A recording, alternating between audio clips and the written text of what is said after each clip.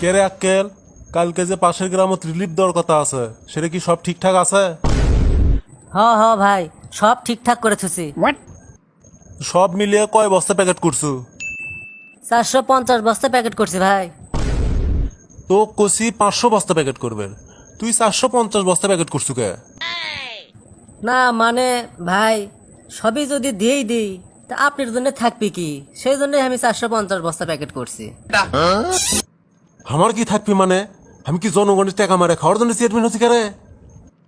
500টা card আছে, দরকার হলে আরো 10 প্যাকেট বেশি করব, মানুষ যাতে ঘুরে না যায়। এমনিতে 2-1 জন বেশি হয়।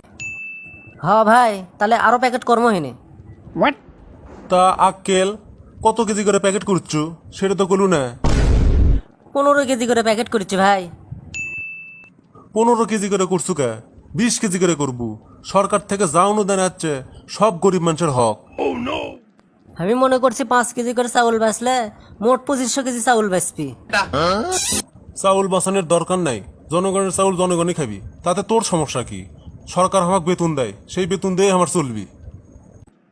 তাহলে আমরা কি দিয়ে চলবো? আমরা যে এত খাটাখাটনি করে চেয়ারম্যান বানালাম, তাহলে আমাকে কি হবে? বীর করে কি কোষ? আর শোন, সামনের মাসত 100টা কল বরাদ্দ আসবি। যে যে বাড়িতে কল নাই সেই বাড়ির লিস্ট তৈরি কর। আচ্ছা ঠিক আছে, লিস্ট তৈরি করে দেবো হয়নি।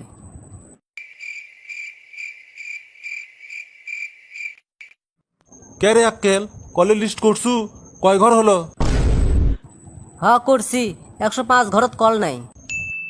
তাহলে শোন, 105টাই কল দিব, আর 5টা আমার পকেট থেকে দেবো। আমরা না ভাবছি না আপনি চেয়ারম্যান হলে আমরা না বাড়ি গাড়ি কর্ম, তা আরো দেখিচ্ছি আপনি আরো নিজের পকেটের থেকে আরো দেন। কোনটি আনা টাকা বাঁচবি তা না করে আপনি আরো উল্টো বেশি করে খরচ করেন। কে রে, উমর রাদি আল্লাহর ঘটনা জানিস না? তিনি আসলে দেশের নেতা। তিনি কি বলছেন জানিস? আমি নেতা থাকাকালীন একটা কুকুরও যদি না খেয়ে মারা যায় তার হিসেব আমাকেই দিতে হবে। হ্যাঁ ভাই শুনছি, আমরা তো পরের কথা ভাবিনি, শুধু আমরা নিজের কথাই ভাবিচ্ছি।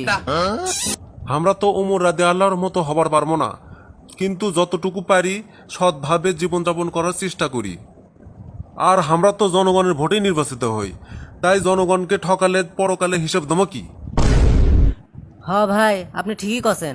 আজ আমার ভুল ভাঙছে, আমি খালি নিজের কথাই চিন্তা করিচ্ছ না।